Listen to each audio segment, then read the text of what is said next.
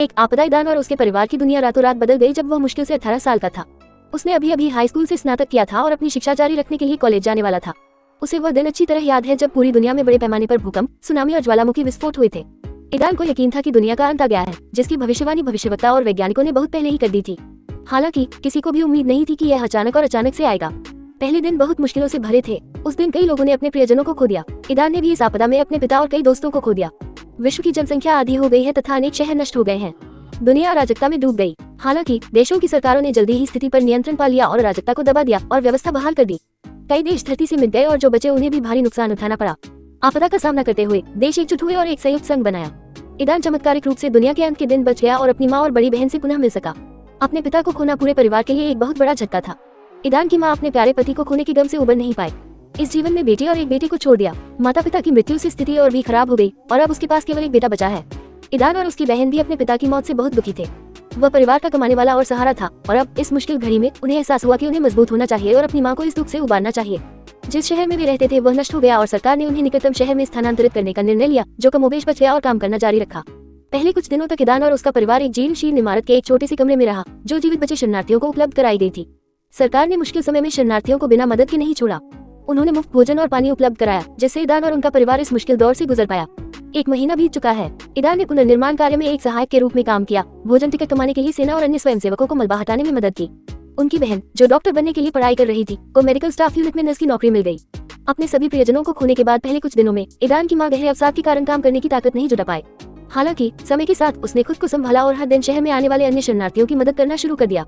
सभी को लगा कि आपदा खत्म हो गई है और जीवन सामान्य होने लगा है, लेकिन ये तो नई चुनौतियों की शुरुआत मात्र थी। इन घटनाओं के शुरू होने के ठीक 1 महीने बाद आसमान में एक ऐसा शोर सुनाई दिया जिससे दुनिया के सभी निवासी बेहोश हो गए। इस अचानक बेहोशी के कारण कई दुर्घटनाएं हुई हैं, जिनमें लोग हताहत हुए हैं। कुछ घंटों बाद ही लोगों को होश आया। कोई भी समझ नहीं पा रहा था कि क्या हुआ है और हर कोई घबराया हुआ था। हालांकि संयुक्त संघ की सरकार ने इस स्थिति से शीघ्रता से निपटा, जिससे नागरिकों के मन में शांति लौट आई। ईदान उस समय काम पर था और चमत्कारिक रूप से फिर से बच गया।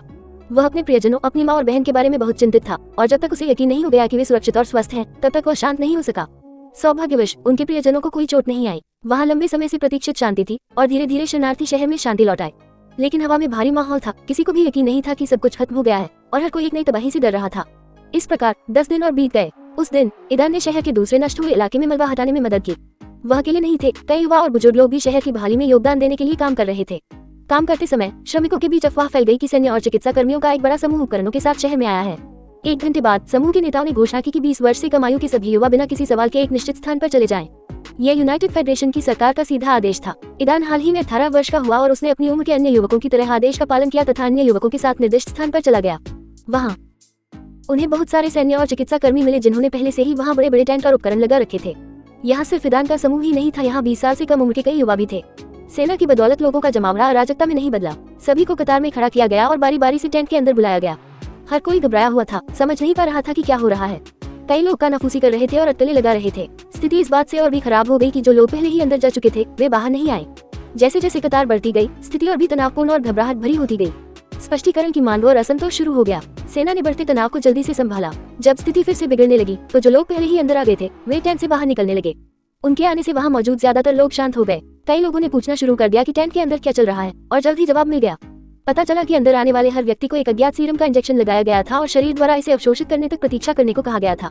कुछ देर बाद उनकी हालत की जांच के बाद उन्हें छोड़ दिया गया। ज्यादातर लोगों को छोड़ दिया गया, लेकिन कुछ लोगों को वहीं रहने को कहा गया और उन्हें दूसरी जगह ले जाया गया।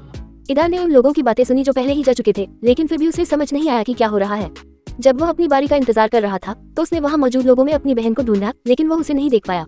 जल्द ही उसकी बारी आई और उसे बुलाया गया। जैसे ही वह अंदर गया उसे एक टेबल पर आने को कहा गया, जहाँ एक युवती बैठी हुई थी और लैपटॉप कंप्यूटर पर कुछ टाइप कर रही थी। ईदान को ये देखकर आश्चर्य हुआ कि आपदा के बाद भी उपकरण काम कर रहे थे। आपदा के परिणामस्वरूप संचार और बिजली कट गई। बहुत कम सामान बच गया है। यहाँ तक कि जिस घर में वे कार्यकर्ता के साथ रहते थे वहाँ भी उनके कमरे को रोशन करने के लिए केवल एक दीपक बचा था। हालांकि उनका स्मार्टफोन बच गया, लेकिन नेटवर्क की कमी के कारण वे इसे चार्ज और इस्तेमाल नहीं कर सके।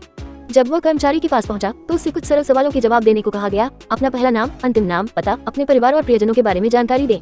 उसके बाद उसे इमारत के अंदर ले जाया गया, जहाँ पहले से ही सफेद सुरक्षात्मक सूट पहने लोग इंतजार कर रहे थे। ईदान ने ऐसी पोशाकें सिर्फ फिल्मों और कंप्यूटर गेम में ही देखी थी। डॉक्टर और वैज्ञानिक खतरनाक संक्रमणों और वायरस से बचने के लिए इन्हें पहनते थे। जब उसने इन्हें देखा तो उसे चिंता हुई। हालांकि डॉक्टरों ने बहुत ज्यादा चिंता नहीं दिखाई। वे पहले से ही ऐसी चीजों के आदी थे और ईदान को कुर्सी पर बैठाकर उसे टीकाकरण की प्रक्रिया समझाना शुरू किया। उसे यकीन दिलाया कि यह जरूरी है। उन्होंने उसे शांत करने की कोशिश की। जब एक डॉक्टर ईदान से बात कर रहा था तो दूसरे ने उसे तुरंत सीरम का इंजेक्शन लगा दिया। प्रक्रिया के तुरंत बाद उसे एक अलग टैंक में जाने और शरीर द्वारा सीरम को अवशोषित करने के लिए 10 मिनट तक प्रतीक्षा करने के लिए कहा गया। टैंक के अंदर सिर्फ कुर्सियां थीं, जहां वे लोग बैठे थे जो पहले ही प्रक्रिया से गुजर चुके थे और इंतजार कर रहे थे। वे एक दूसरे से चुपचाप बातें कर रहे थे। जब उन्होंने ईदान को देखा तो उन्होंने कोई दिलचस्पी नहीं दिखाई और अपनी बातचीत जारी रखी। ईदान ने एक खाली सीट ढूंढी और अपना समय बिताने के लिए बैठ गया। वे 10 मिनट बहुत धीरे धीरे बीत रहे थे। उसने देखा कि एक एक करके जो लोग उससे पहले आए थे वे बाहर आ गए और जो उसके बाद आए। 10 मिनट बाद ईदान टेंट से बाहर आया। इस दौरान सफेद कोट पहने दूसरे डॉक्टर्स ने उसके सामने आई छोटी लड़की की जांच पूरी कर ली थी। सिर हिलाते हुए वे ईदान के पास चले गए। भ्रमित लड़की को टैंक से बाहर निकालने के बाद डॉक्टर ईदान के पास पहुंचे और उसके शरीर पर एक अजीबोगरीब उपकरण चलाना शुरू कर दिया, जिससे स्कैनर जैसी लाल रोशनी निकल रही थी। कुछ मिनटों के बाद स्कैनर ने उसके पूरे शरीर को स्कैन करना समाप्त कर दिया और पैनल पर एक लाल रोशनी आ गई। ये देखकर डॉक्टरों ने फिर से अपना सिर हिलाया और ईदान को टैंक से बाहर जाने के लिए कहा। ईदान को समझ में नहीं आया कि क्या हो रहा है, लेकिन आदेश को चुनौती देने में असमर्थ वो तंबू से बाहर निकल गया। उसके पहले और बाद में आने वालों में से कोई भी नहीं जानता था कि यह सब क्यों जरूरी था। जाने के बाद किसी ने उसे नहीं रोका। जो लोग पहले से ही प्रक्रिया से गुजर चुके थे उन्हें छोड़ने और अपने काम पर जाने के लिए कहा गया और ईदान को घर लौटना पड़ा। बाकी दिन तो हमेशा की तरह ही बीता, लेकिन शाम को जब पूरा परिवार आमतौर पर एक साथ इकट्ठा होता था, ईदान और उसकी माँ ने चिंता के साथ देखा कि उसकी बहन घर वापस नहीं आई है। उसकी माँ चिंता से टूटने की कगार पर थी और उसे खोजने के लिए जाने ही वाली थी कि उनके छोटे से कमरे के दरवाजे पर दस्तक हुई। ईदान, जो पहले से ही घबराया हुआ था, ने जल्दी से दरवाजा खोला।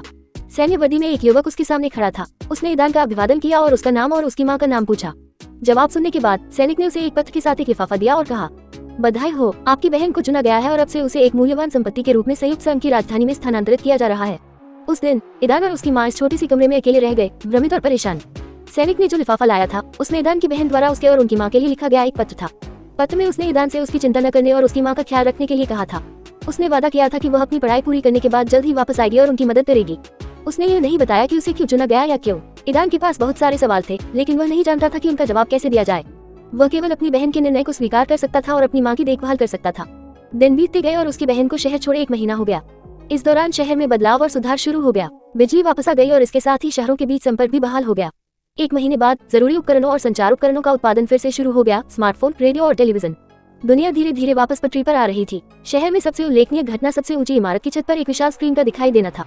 इसे शहर में लगभग कहीं से भी देखा जा सकता था, यहाँ तक कि वो जीर्णशील इमारत जहाँ ईदान अपनी माँ के साथ रहता था का भी जीर्णोद्धार कर दिया गया है। इस पूरे समय ईदान और उसकी माँ उस छोटे से कमरे में रहते थे। वह रोजाना कमाने के लिए एक सहायक के रूप में काम करने जाता था और उसकी माँ को नई नौकरी मिल गई थी। हालांकि उन्हें अपना निवास स्थान बदलने का अवसर मिला, लेकिन वे इस उम्मीद में इस कमरे को छोड़ने की हिम्मत नहीं कर पाए कि उनकी बहन वापस आ जाएगी। 2 महीने बीत गए, लेकिन उसकी कोई खबर नहीं आई। ईदान और उसकी माँ को चिंता होने लगी और इसलिए एक दिन जब ईदान अपने काम पर था, पूरे शहर में एक सायरन बज उठा, जिसने सभी निवासियों को सतर्क कर दिया। ये वो दिन बन गया जब सबसे बड़ी इमारत की छत पर लगी स्क्रीन सफेद रोशनी से चमक उठी और काम करने लगी। और ऐसा केवल उस शहर में ही नहीं हुआ जहाँ ईदान रहता था, बल्कि मानव जाति के सभी शहरों में हुआ। ये वो दिन था जब समस्त मानव जाति को ये बताया गया कि दुनिया का अंत 10 वर्ष से भी कम समय में होने वाला है। 2. मानवता के नायक ये जानकर कैसा महसूस होता है कि दुनिया का अंत 10 साल से भी कम दूर है। जो लोग अभी अभी किसी आपदा से उभरे हैं और नए जीवन की आदत डालना शुरू कर रहे हैं, उन्हें कैसा महसूस हो सकता है। ईदान सहित सभी लोग भयभीत थे। फेडरेशन के एसोसिएशन के वर्तमान प्रमुख, एक अध्ययन उम्र के व्यक्ति ने बड़ी स्क्रीन पर बात की। उन्होंने खुद ये भयानक खबर सुनाई। लोगों को संभलने का समय देने के लिए थोड़ा विराम लेने के बाद उन्होंने आगे कहा, उनके अनुसार कुछ महीने पहले जो आपदा आई थी वह आखिरी नहीं थी और इससे भी बड़ी परीक्षाएं उनकी दुनिया का इंतजार कर रही हैं। दुनिया 10 वर्षों में दुनिया के अंत की प्रतीक्षा कर रही है। ये जानकारी कई लोगों को ब्लैकआउट डे पर रहस्योद्घाटन प्राप्त होने के बाद ज्ञात हुई, जब पृथ्वी के सभी निवासियों ने चेतना खो दी थी। पहले तो कई लोगों को इस जानकारी पर संदेह हुआ, लेकिन जब कई और लोगों ने अपने दर्शन के साथ सरकार से संपर्क किया तो ये स्पष्ट हो गया कि खुलासे सच थे। अगले 10 सालों में दुनिया को 10 आपदाओं का सामना करना पड़ेगा, जिनमें से प्रत्येक 1 साल के अंतराल पर घटित होगी। सबसे ताजा आपदा दुनिया के अंत का संकेत होगी। शुरू में सरकार यह जानकारी साझा करने के लिए तैयार नहीं थी, क्योंकि उसे डर था कि आज मौत की जानकारी से घबराहट और निराशा फैल जाएगी। लेकिन जब कुछ लोग सामने आए जिन्हें एक अलग रहस्योद्घाटन मिला, तो स्थिति बदल गई। उनकी जानकारी में दुनिया के अंत की भविष्यवाणियां नहीं थी, बल्कि दुनिया को बचाने की उम्मीद थी। रहस्योद्घाटन में कहा गया था कि मोक्ष दूसरी दुनिया में पाया जा सकता है, जो हमारी दुनिया से बिल्कुल अलग है। एक ऐसी दुनिया जहाँ दूसरी जातियां राज करती हैं और राक्षस रहते हैं। इसके अलावा उन्हें इस दुनिया में आने के तरीके के बारे में जानकारी मिली। यूनाइटेड फेडरेशन के प्रमुख ने पुष्टि की कि वे एक रास्ता खोजने में कामयाब रहे हैं और इस समय सरकार इस मुद्दे से सक्रिय रूप से निपट रही थी और अब वे आखिरकार इस जानकारी को दुनिया के साथ साझा करने के लिए तैयार हैं। केवल वे युवा लोग ही दूसरी दुनिया में प्रवेश कर सकते हैं जिनकी उम्र अभी 20 वर्ष से कम है। हालांकि 20 वर्ष से कम आयु के सभी लोग ऐसा करने में सक्षम नहीं है। वहां पहुंचने के लिए युवाओं को जागृति की प्रक्रिया से गुजरना होगा और उस शक्ति की खोज करनी होगी जो उन्हें दुनिया की सीमाओं को पार करने में मदद करेगी। हाल के महीनों में यूनाइटेड फेडरेशन की सरकार यही कर रही है। वह ऐसे युवाओं की तलाश कर रही थी जो जागृति सीरम देने के बाद जाग सके। सीरम की संरचना और तैयारी की विधि की खोज उन लोगों में से एक ने की थी जिन्होंने इसका अनुभव किया था। सीरम केवल 20 वर्ष से कम आयु के लोगों को ही दिया जा सकता है। यह अधिक वयस्कों के लिए घातक जहर बन जाता है। हालांकि इसका प्रभाव सभी युवाओं पर नहीं बल्कि केवल उन लोगों पर लागू होता है जो इस दुनिया को बचाने के लिए किस्मत में है। उसके बाद यूनाइटेड फेडरेशन के प्रमुख ने 100 युवा लोगों को पेश किया जो पहले जागृत सुपरह्यूमन बन गए। उन्हें दूसरी दुनिया में प्रवेश करने की शक्ति और अवसर मिला। फेडरेशन के प्रमुख ने जो कहा वह उनके लिए वाकई चौंकाने वाला था। तथाकथित जागृति के बाद हाल ही में दूसरी दुनिया से लौटे 100 युवा अपने साथ उस दुनिया के बारे में अमूल्य जानकारी लेकर आए और भी शक्तिशाली बन गए। आज उन्हें फेडरेशन का हीरो घोषित किया गया। ईदान को विशेष रूप से अपनी बड़ी बहन को उनके बीच देखकर आश्चर्य हुआ, जिसका हाल के महीनों में कोई पता नहीं चला था। उस दिन विश्व को आस्था आपदा के बारे में पता चला। साथ ही उसने मानवता के नायकों, आशा के रक्षकों की जन्म को भी देखा। ईदान और उसकी मां को अपने परिवार में ऐसे हीरो को पाकर सुखद आश्चर्य हुआ। कई युवा लोगों की तरह जिन्हें सीरम दिया गया था लेकिन वे होश में नहीं आ पाए, ईदान को भी इन हीरो से ईर्ष्या थी। कौन सत्ता हासिल करना और प्रसिद्ध होना नहीं चाहेगा। एकमात्र चीज जिसने उन्हें सुकून दिया वह था 1 साल बाद सीरम का दूसरा इंजेक्शन लगवाने और फिर से जागने की कोशिश करने का अवसर। एक व्यक्ति अपने जीवन काल में अधिकतम 3 सीरम प्राप्त कर सकता है। इस खुलासे से ये भी पता चला कि जो लोग पहले से ही सीरम प्राप्त कर चुके हैं वे किसी भी समय अचानक जाग सकते हैं। हालांकि ऐसा होने की संभावना बेहद कम थी। अभी तक इस तरह से किसी के जागने का एक भी मामला सामने नहीं आया है। जैसे जैसे समय बीतता गया, टीवी पर दिखाए जाने वाले सभी युवा सेलिब्रिटी बन गए, जिनमें ईदान की बड़ी बहन भी शामिल थी। उस प्रदर्शन के 1 महीने बाद वह उनके पास लौटी और होश में आने के बाद अपनी माँ और भाई को संघ की राजधानी में ले गई। ईदान ने अपनी बहन के कार्यों का विरोध नहीं किया और अपनी माँ का अनुसरण किया। उनकी बहन ने पहले के छोटे कमरे की तुलना में बड़ा घर ले लिया था। हर किसी के पास अपना कमरा और रोजमर्रा की जिंदगी के लिए सभी जरूरी चीजें हैं। उसकी बहन ने माँ को काम पर न जाने के लिए बल्कि सिर्फ जीवन का आनंद लेने के लिए राजी किया। उसने ईदान को भी मनाने की कोशिश की लेकिन उसने साफ मना कर दिया। वह अपनी पूरी जिंदगी अपनी बहन पर निर्भर नहीं रहना चाहता था। वह अपनी जिंदगी के लिए खुद खड़ा होना चाहता था। उसकी बहन को ये स्वीकार करना पड़ा और ईदान को अकेला छोड़ना पड़ा। जब ईदान ने अपनी बहन से दूसरी दुनिया के बारे में पूछा तो उसने उसे कोई जानकारी नहीं दी, यहाँ तक कि अपनी नई प्राप्त शक्तियों के बारे में भी नहीं। उसने बताया कि उसने यूनाइटेड फेडरेशन की सरकार के साथ एक गैर प्रकटीकरण समझौते पर हस्ताक्षर किए हैं और उसे इन रहस्यों को उजागर करने का कोई अधिकार नहीं है। हालांकि उन्होंने वादा किया कि जल्द ही सरकार खुद उनके साथ दूसरी दुनिया के बारे में जानकारी साझा करेगी। इसके अलावा उन्होंने चेतावनी दी कि जैसे ही वह वहां जाएंगी वह जल्द ही फिर से गायब हो जाएंगी। फेडरेशन की राजधानी में वह सब कुछ था जिसे ईदान ने आपदा के बाद खो दिया था, संचार, भोजन, प्रौद्योगिकी और मनोरंजन। उसे यहाँ भी वैसा ही महसूस हुआ जैसा प्रलय से पहले हुआ था। ईदान ने अभी हाई स्कूल से स्नातक किया था और उसके पास कॉलेज की डिग्री नहीं थी, इसलिए शुरुआती दिनों में उसके लिए एक अच्छी नौकरी पाना मुश्किल था। उसके पास सिर्फ छोटे मोटे और गंदे काम थे, लेकिन जल्द ही उसे एक नई समस्या का सामना करना पड़ा। लोग उसे पहचानने लगे और लगातार उसे अपनी ओर आकर्षित करने की कोशिश करने लगे। ईदान ने तुरंत ऐसे नियोक्ताओं से बचने की कोशिश की। बाद में ही उसे एहसास हुआ कि उसे मानवता के नायकों में से एक के छोटे भाई के रूप में पहचाना जाता है और यह उसके लिए लगातार चिंता का विषय बन गया। वह जहाँ भी जाता था उसे पहचाना जाता था और उसकी ओर इशारा किया जाता था। ऐसी लोकप्रियता उसके लिए अप्रिय थी। स्थिति इस तथ्य से और भी खराब हो गई कि जैसे जैसे पहली आपदा की समय सीमा नजदीक आती गई उसकी बहन और अधिक प्रसिद्ध होती गई, और वह जितनी अधिक प्रसिद्ध होती गई उतना ही वह खुद को हारे हुए जैसा महसूस करने लगा। न केवल उसकी शक्ल बल्कि उसकी ताकत भी उसे बाकी नायकों से अलग करती है। राजधानी के सभी मीडिया ने नायकों की क्षमताओं पर चर्चा की और सबसे मजबूत की एक सूची तैयार की जिसमें उसकी बहन शीर्ष 10 में थी। समय के साथ उसकी अपनी माँ भी उसकी तुलना अपनी बहन से करने लगी और वह और भी ज्यादा दुखी महसूस करने लगा। इससे वह क्रोधित हो गया और वह बहुत चिड़चिड़ा हो गया। आखिरकार उसने खुद को अपने कमरे में बंद कर लिया, बोरियत से शराब पीना शुरू कर दिया और शायद ही कभी घर से बाहर निकलता। जिस दिन विश्व को 10 आपदाओं में से पहली आपदा का सामना करना पड़ा वह अपने कमरे में भारी नशे की हालत में लेटा हुआ था और उसे पता नहीं था कि उसके आसपास क्या हो रहा है। कुछ दिनों बाद उसे उसकी बड़ी बहन द्वारा दिए गए ठंडे पानी के स्नान से जगाया गया जो उसे नापसंदगी से देख रहा था। 3. सिस्टम जागृति। उस दिन ईदान को पहली बार अपनी बड़ी बहन की नाराजगी का सामना करना पड़ा। उसने अपने पूरे जीवन में कभी भी उसे शारीरिक रूप से चोट नहीं पहुंचाई थी। जाने से पहले ईदान ने उसकी आंखों में सिर्फ निराशा देखी। वह बस उदास होकर मुस्कुराया। कमरे से बाहर जाने के बाद ईदान बड़ी मुश्किल से उठा और खुद को साफ करने के लिए बाथरूम में चला गया। अपने एकांत में उसके बाल लंबे और बिखरे हुए हो गए जिसमें उसे च्युइंग गम की एक छड़ी भी दिखाई दे रही थी। कमरे से बाहर जाने से पहले उसने अपना चेहरा अच्छी तरह धोया और नए कपड़े पहन लिए। घर में सिर्फ उसकी माँ थी और उसकी बहन कहीं नजर नहीं आ रही थी। ईदान को एहसास हुआ कि वह पहले ही जा चुकी है। उसकी माँ भी निराशा से उसकी ओर देखने लगी। उसकी बेटी की तुलना में उसका बेटा जो पहले मेहनती लड़का था ऐसा हो गया है। ईदान अपनी माँ को दोष नहीं देना चाहता था। वह अच्छी तरह जानता था कि वह उनकी नजरों में निराशा का कारण बन गया था।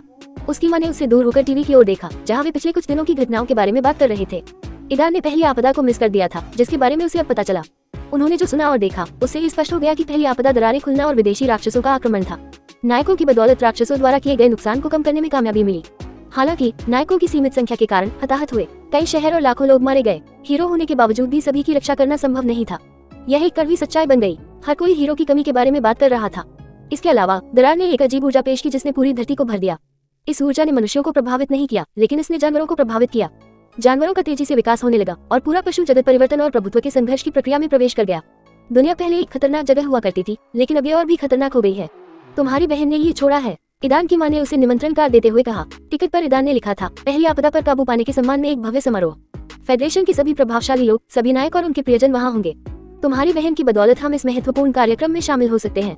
ये पहली बार है जब तुम्हारी बहन ने हमें आमंत्रित करने का फैसला किया है। कम से कम आज तो उसे निराश मत करो ईदान, उसकी माँ ने विनती की। ईदान के हाथ में निमंत्रण कार्ड था और उसके चेहरे पर एक उलझन भरा भाव था। वह वहाँ नहीं जाना चाहता था, लेकिन वह अपनी बहन को निराश भी नहीं कर सकता था।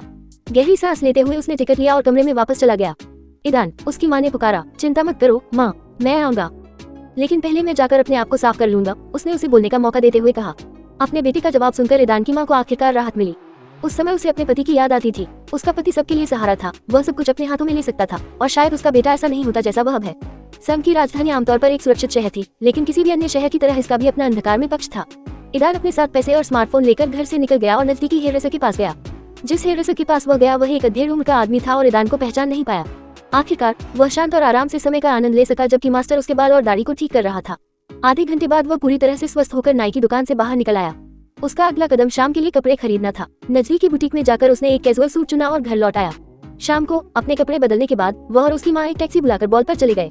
रास्ते में उन्होंने बात नहीं की। ईदान का मूड खराब था, वह ऐसे कार्यक्रमों में शामिल नहीं होना चाहता था, खासकर आज जब हर कोई उस पर ध्यान दे रहा होगा और उसकी तुलना उसकी बहन से कर रहा होगा।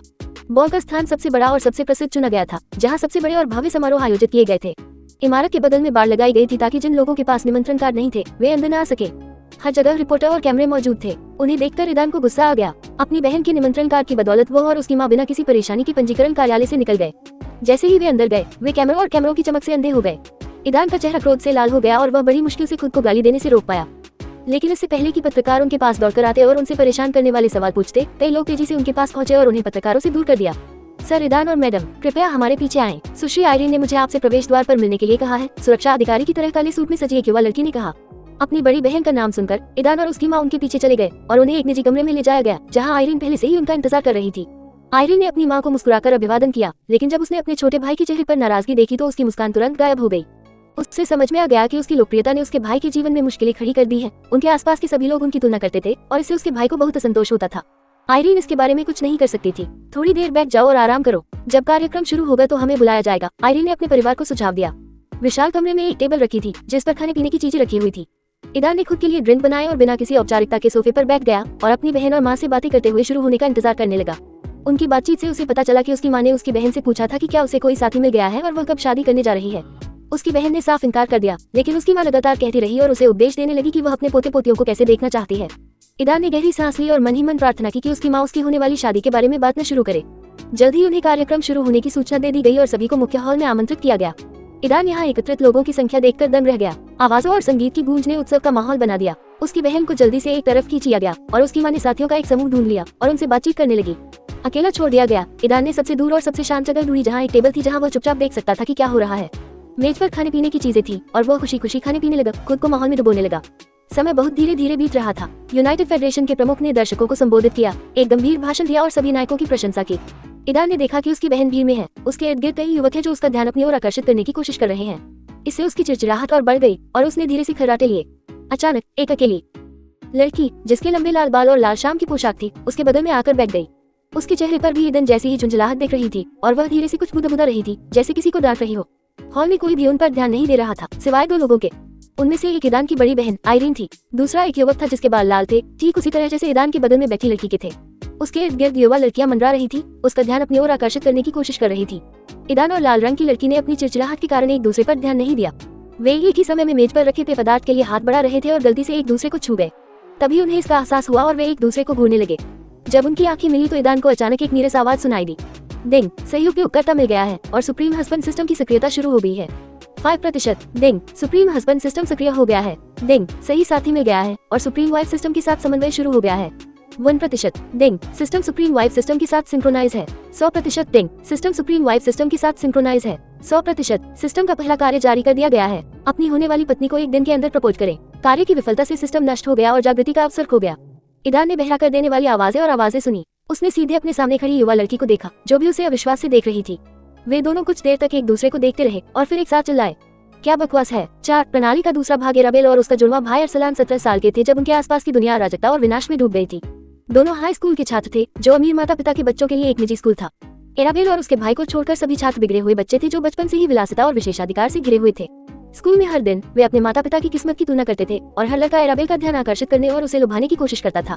हालांकि उसके भाई की बदौलत, जो हमेशा उसके साथ था और उसकी रक्षा करता था, वह आसानी से परेशान करने वाले प्रेमियों से बच सकती थी।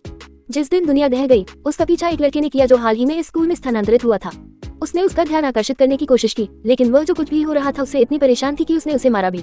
उसके भाई को उसे खींचकर दूर ले जाना पड़ा और केवल इसी वजह से वे दोनों स्कूल के बाहर आ गए जब आपदा आए। वे अपने कई सहपाठियों और दोस्तों की तरह उस दिन बचाने में भाग्यशाली थे। दुनिया के नष्ट होने से पहले मॉर्गन परिवार अपनी संपत्ति और प्रभाव के लिए प्रसिद्ध था। आपदा के बाद भी परिवार की शक्ति के कारण उनकी स्थिति में कोई बदलाव नहीं आया। जब यूनाइटेड फेडरेशन बनाया गया तो उनके संबंधों और प्रभाव के कारण उन्होंने परिषद की कई सीटों में से एक सीट जीती। एराबेल और उसके जुड़वा भाई अरसलान को बचपन से ही सख्त परंपराओं में पाला गया है। उनके माता पिता रूढ़िवादी लोग थे जो जन्म से ही अपने बच्चों के जीवन की योजना बनाते थे। यहाँ तक कि भावी जीवन साथी का चुनाव भी सावधानी से किया जाता था। मॉर्गन परिवार के अन्य सदस्यों की तरह ही एराबेल और अरसलान को भी पता था कि वे इस शक्तिशाली परिवार से हैं। उनकी जन्म देने वाली मां ने परिवार के निर्देशों का पालन करते हुए दूसरे प्रभावशाली परिवार के एक युवक से विवाह कर लिया।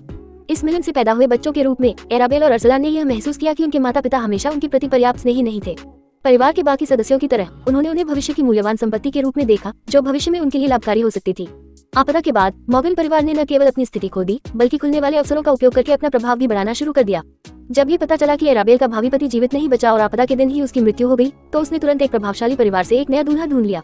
स्थिति तब और बिगड़ गई जब परिवार के एक सदस्य को ब्लैकआउट डेक के बाद रहस्योद्घाटन प्राप्त हुआ, जिससे उसे दूसरी दुनिया के अस्तित्व और जागृति की विधि के बारे में पता चला। यूनाइटेड फेडरेशन की परिषद के सदस्यों के रूप में उन्हें प्रत्यक्ष जानकारी प्राप्त हुई और वे फेडरेशन की नीति का समर्थन करने वाले पहले लोगों में से थे। शुरू में फेडरेशन दुनिया के अंत के बारे में जानकारी का खुलासा नहीं करना चाहता था, जो 10 साल में होने वाला था। उन्हें डर था कि इससे केवल नई समस्याएं ही पैदा होंगी। हालांकि यह मॉर्गन परिवार ही था जिसने जोर देकर कहा कि जनता को आने वाली घटनाओं के बारे में पता होना चाहिए। उन्होंने तर्क दिया कि यदि रहस्योद्घाटन पहले ही प्राप्त हो चुका है, तो इस बात की कोई गारंटी नहीं है कि भविष्य में ऐसा दोबारा नहीं होगा। इस मामले में जानकारी छिपाना मुश्किल हो जाएगा। इसके बजाय उन्होंने दुनिया के अंत के बारे में ज्ञान का उपयोग बचे हुए लोगों को एकजुट करने के साधन के रूप में करने का सुझाव दिया। तथाकथित जागरूक युवा लोगों को, जिनकी पहचान जागृति सीरम के साथ बड़े पैमाने पर टीकाकरण के परिणामस्वरूप की गई थी, इसी योजना में शामिल किया गया था। यह एराबेल के लिए एक वास्तविक झटका था, जब सीरम की शुरुआत के बाद उसका जुड़वा भाई अरसलान जागृत लोगों में से एक बन गया, जबकि वह खुद सफलता हासिल नहीं कर सकी। यद्यपि परिवार का सारा ध्यान अरसलान पर केंद्रित था, लेकिन एराबेल को ज्यादा भावना महसूस नहीं हुई।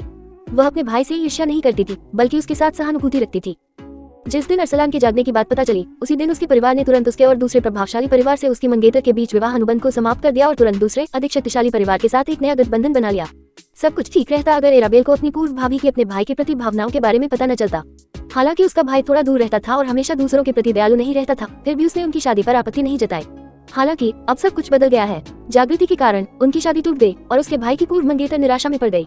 उसके परिवार ने उसे इस तथ्य के लिए दोषी ठहराया कि यह उसकी वजह से था कि शादी टूट गई और वे प्रभावशाली मॉर्गन परिवार के साथ संपर्क स्थापित करने में असमर्थ थे।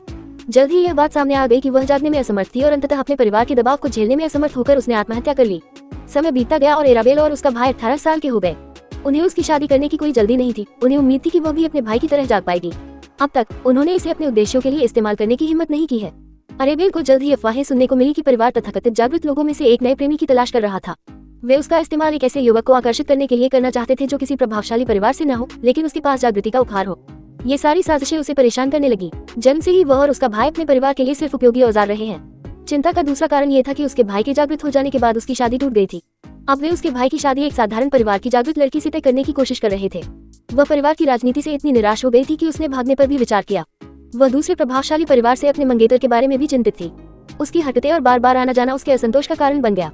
हालांकि यह युवक जागने में असमर्थ था, लेकिन वह मॉर्गन परिवार के बराबर के एक प्रभावशाली परिवार का वंशज था, इसलिए परिवार ने अभी तक अपना विवाह अनुबंध समाप्त नहीं किया था।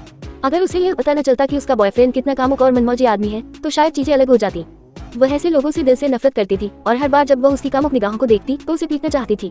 उसकी जागृति के कारण उसका छोटा भाई अरसलान अब उसके मंगेतर के हमलों से उसकी रक्षा करने के लिए वहां नहीं था। उसका धैर्य खत्म हो रहा था और वह टूटने की कगार पर थी। दुनिया पर विदेशी जानवरों के पहले आक्रमण के बाद उसे इस जीत को समर्पित एक भव्य समारोह में भाग लेने के लिए मजबूर होना पड़ा। उसे संघ के सभी प्रभावशाली लोगों के सामने अपनी क्षमताओं का प्रदर्शन करना था। उससे साफ कहा गया कि उसे जागरूक युवाओं का ध्यान आकर्षित करना है और इसे वह घृणा करने लगी। बॉल पर ही वह जल्दी आ गई और अपने भाई से मिली। हालांकि वे एक दूसरे से पहले जितनी बार नहीं मिल पाते थे, फिर भी दुर्लभ मुलाकातें उन दोनों के लिए बहुत महत्वपूर्ण थी। उसके भाई अरसलान ने अपनी समस्या उसके साथ साझा की। उसके परिवार ने उसकी शादी एक ऐसी लड़की से करवाने की कोशिश की जिसमें शक्ति जागृत हो। सब कुछ ठीक हो जाता, लेकिन ये लड़की भले ही एक साधारण परिवार में पैदा हुई थी, एक मजबूत चरित्र वाली थी। उसने दृढ़ता से प्रस्ताव को अस्वीकार कर दिया और अपनी स्थिति को व्यक्त करने के लिए अरसलान पर खुलेआम हमला भी किया। हालांकि अरसलान ने उसके करीब आने की कोशिश नहीं की, लेकिन वह समझ गया कि उसके लिए उसे लड़ाई में हराना आसान नहीं होगा। जब उसने अपने भाई को उससे शिकायत करते देखा तो वह मुस्कुराए बिना नहीं रह सकी। उसका निर्दयी भाई, जो आमतौर पर शांत चेहरा रखता है, शायद ही कभी इस तरह अपनी भावनाएं प्रकट करता हो। वह सोचने लगी कि आखिर उसके अंदर ऐसी प्रतिक्रिया क्यों हुई होगी। जल्द ही कुछ प्रश्नों के बाद उसने मान लिया कि उसका भाई इस लड़की को पसंद करता है, और क्योंकि उसने उसे मारा था इसलिए वह नहीं जानता था कि उसके साथ कैसा व्यवहार करना चाहिए। अपने भाई की परेशानियों को देखकर उसने अपनी परेशानियों के बारे में उससे शिकायत नहीं की। जल्द ही उन्हें समारोह शुरू होने की सूचना मिल गई और वे और उनका भाई बड़े हॉल में चले गए। उसके छोटे भाई को तुरंत ही युवा और अमीर लड़कियों ने घेर लिया जो उसका ध्यान आकर्षित करने की कोशिश कर रही थी, जबकि उसके भावी मंगेतर, जिसका पीछा दूसरी लड़कियां कर रही थी, ने उसे देख लिया। जब वह उसके साथ होता था तब भी वह खुलेआम दूसरों के साथ छेड़खानी करता था, जिससे उसे बहुत चिढ़ होती थी। अगर वे अकेले होते तो शायद वह उसका गला घोंट देती। अरसलान, जो अपनी बहन को किनारे से देख रहा था, ने देखा कि वह घबराई हुई थी। वह जल्दी से उसके पास गया और उसके तथाकथित भावी दामाद का ध्यान बटा दिया। एराबेल ने इस अवसर का लाभ उठाया और मेहमानों की भीड़ में गायब हो गई। वह लगातार छिपने की कोशिशों से थक गई और आराम करने का फैसला किया। उसने दूर एक टेबल देखी जिस पर एक युवक बैठा था और दूसरों को झुंझलाहट से देख रहा था। अरेबेल के पास उसके लिए समय नहीं था और वह छिपने की उम्मीद में इस मेज पर बैठ गई। शायद उस युवक की संगति उसे कम से कम कुछ समय दे सके। इस पूरे समय वह अपने परिवार और अपने भावी मंगेतर को कोसती रही। अरेबेल के पास उसके लिए समय नहीं था और वह छिपने की उम्मीद में इस मेज पर बैठ गई। शायद उस युवक की संगति उसे कम से कम कुछ समय दे सके। इस पूरे समय वह अपने परिवार और अपने भावी मंगेतर को कोसती रही। विचारों में खोई और थकी हुई उसने अनजाने में अपनी प्यास बुझाने के लिए एक गिलास की ओर हाथ बढ़ाया। उसी समय उसका हाथ छोटे काले बाल वाले एक युवक के हाथ से छू गया, जो भी पानी पीने के लिए आगे बढ़ा। जब उनकी आंखें मिली तो उसके दिमाग में एक नीरस आवाज गूंजी, डिंग, सही उपयोगकर्ता मिल गया है और सुप्रीम वाइफ सिस्टम की सक्रियता शुरू हो गई है। 5%, डिंग, सुप्रीम वाइफ सिस्टम सक्रिय हो गया है। डिंग, सही साथी मिल गया है और सुप्रीम हस्बैंड सिस्टम के साथ समन्वय शुरू हो गया है। 1%, डिंग, सिस्टम सुप्रीम हस्बैंड सिस्टम के साथ सिंक्रोनाइज है। 100%, सिस्टम का पहला कार्य जारी कर दिया गया है। अपने भावी पति को 1 घंटे के लिए नृत्य करने के लिए आमंत्रित करें। कार्य की विफलता से सिस्टम नष्ट हो गया और जागृति का अवसर खो गया। अरेबेल ने बहुत तेज आवाजें सुनी। वह सीधे अपने सामने खड़े युवक को देखती रही, जो भी उसे अविश्वास से देख रहा था। वे दोनों कुछ देर तक एक दूसरे को देखते रहे और फिर एक साथ चिल्लाए, क्या बकवास है। 5, चर्चा तेज आवाज में बज रहे संगीत तथा इस तथ्य के कारण कि वे किनारे पर खड़े थे, उनकी चिल्लाहट ने अधिक ध्यान आकर्षित नहीं किया। केवल 2 लोगों ने जो पहले से ही उन्हें देख रहे थे, उनकी चीख सुनी। उन्होंने तुरंत कोई प्रतिक्रिया नहीं दी, बल्कि घटनाक्रम पर नजर रखना जारी रखा। ईदान ने प्रशंसा से अरेबेल को देखा। वह एक खूबसूरत युवा लड़की थी जिसके लंबे लाल बाल थे और उसने लाल रंग की शाम की पोशाक पहनी हुई थी। उसके होंठ लाल और मोटे थे और उसकी आंखें नीले रंग की एक मंत्रमुग्ध करने वाली छाया थी। ईदान की नजर उसके स्तनों पर थोड़ी देर तक टिकी रही, जितना उसे होना चाहिए था, और यह अरेबेल के ध्यान से बच नहीं सका। एराबेल भी ईदान का बारीकी से अध्ययन कर रही थी। वह छोटे काले बालों और हल्के भूरे रंग की आंखों वाला एक युवा व्यक्ति था। वह उसके कपड़ों से बता सकती थी कि वह एक साधारण परिवार से आया था। एक प्रभावशाली परिवार में पली बड़ी होने के कारण एराबेल जानती थी कि ऐसे परिवारों के युवा कैसे कपड़े पहनते हैं और उसकी शैली उनकी अपेक्षाओं को पूरा नहीं करती थी। हालांकि वह इस तथ्य से आकर्षित हुई कि उसकी निगाहें आमतौर पर स्वीकृत मानदंडों के अनुरूप नहीं थी। हालांकि कई लड़कों की तरह उसकी नजर कुछ देर के लिए उसके स्तनों पर टिकी रही। ये देखकर उसने थोड़ी अवमानना के साथ नाक भान सिकुड़ी और सभी पुरुषों को कोसने लगी। अचानक दोनों को याद आया कि दूसरे व्यक्ति ने भी चिल्लाया था और वे आश्चर्य से एक दूसरे की ओर देखने लगे। उन दोनों को याद आया कि उन्होंने अपने दिमाग में क्या सुना था। ईदान ने मन ही मन पूछा, जबकि एराबेल भी यही सोच रहा था।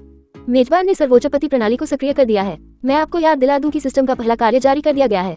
अपनी होने वाली पत्नी को 1 दिन के अंदर प्रपोज करें। भविष्य की पत्नी से आपका मतलब है? हाँ, मालिक सही कह रहे हैं। आपकी तरह ही आपके सामने बैठी महिलाओं ने भी सुप्रीम वाइफ सिस्टम को सक्रिय कर रखा है।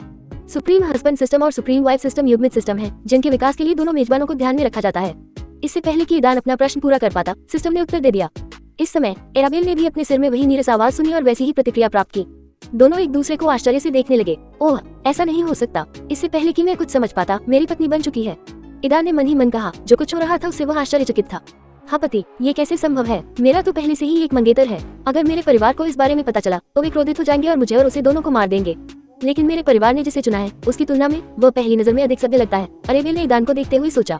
इस स्थिति में भी वह अपने परिवार के आदेशों को अस्वीकार नहीं कर सकती थी।